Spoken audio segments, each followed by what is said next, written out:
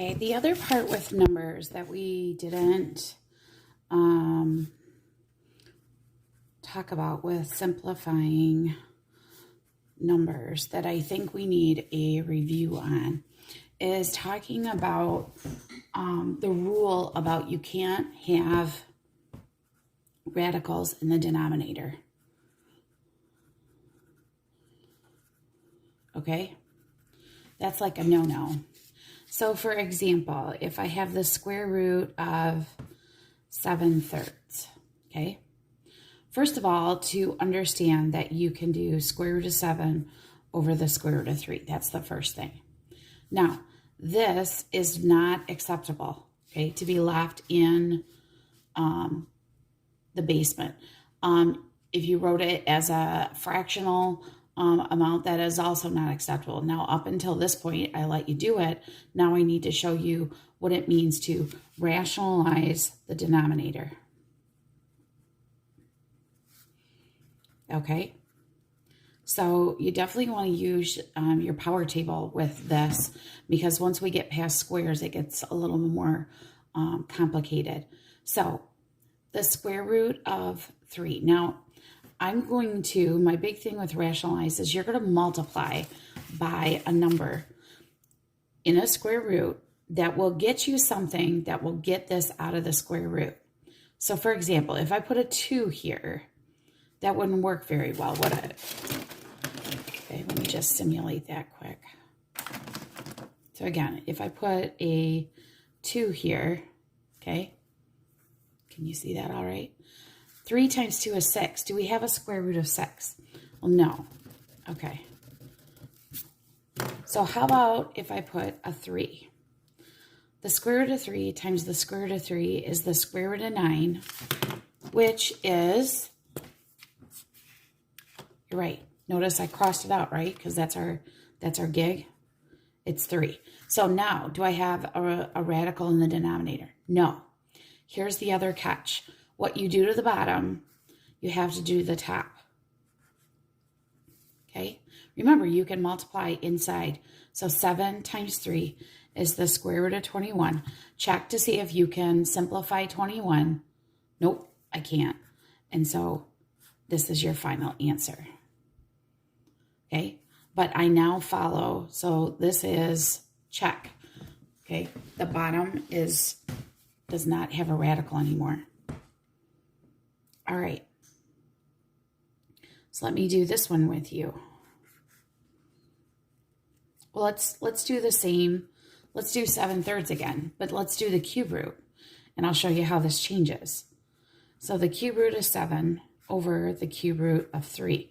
Now, again, I can't have a cube root in the denominator. So let's think about, now if I did 3 again,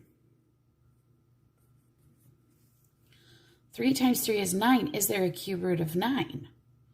Ooh, no, that's not going to work, right? What? 3 times what would give me something in the cube root column? Well, let's see. If you look at your power table, it goes 1 and then 8 and then, 27. So if I multiplied by 9, I would get the cube root of 27, which is, you're right, 3. So notice how I do all the denominators going straight across first before I get going to make sure it works. Okay, what you do to the bottom, you have to do to the top. All right, what's 7 times 9? The cube root of 63. Work your way back up. Is 63 got any cube roots? I don't think it does. And that's my final answer.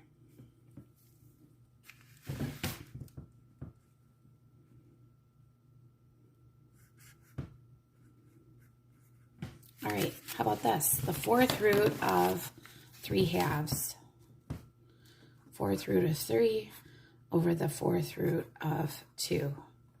All right, now let's look. I'm in the 4th column, okay?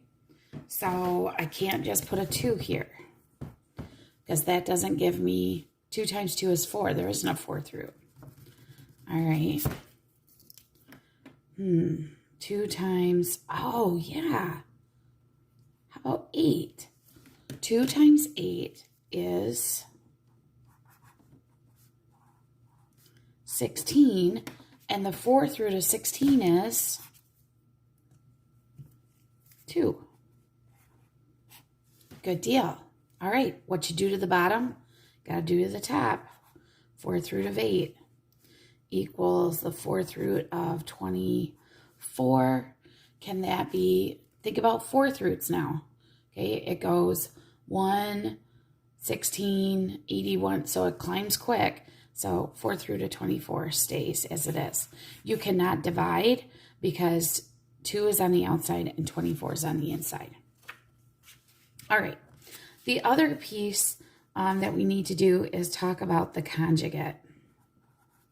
Okay, so this is a concept that is taught in Algebra 1, but I think it bears review. So again, I have a square root in the denominator. What do I do to get it out? Well, you multiply by the conjugate, and the conjugate is the same thing, except, oh, that's not a very good marker, is it? 1 minus the square root of 3. Okay, 1 minus the square root of 3. Okay, and here's what happens. So we're going to rainbow this. Are you ready? All right, what is 1 times 1? 1. What's 1 times a negative square root of 3? Negative square root of 3. What is square root of 3 times 1? Positive square root of 3. And what's the square root of 3 times the square root of 3? Negative square root of 9. So look at what happens here. Those two things are going to cancel out. All right, the square root of 9 is, you're right, 3. So what is 1 minus 3? Well, that's a negative 2. Awesome. I just rationalized that denominator. Now I have to remember what I do to the bottom, I have to do to the top. All right, so here we go. What's 3 times 1? 3. And what's 3 times a negative square root of 3? Well, 3 has to stay on the outside, and that 3 stays on the inside. And I'm done. Okay? So that's multiplying by the conjugate.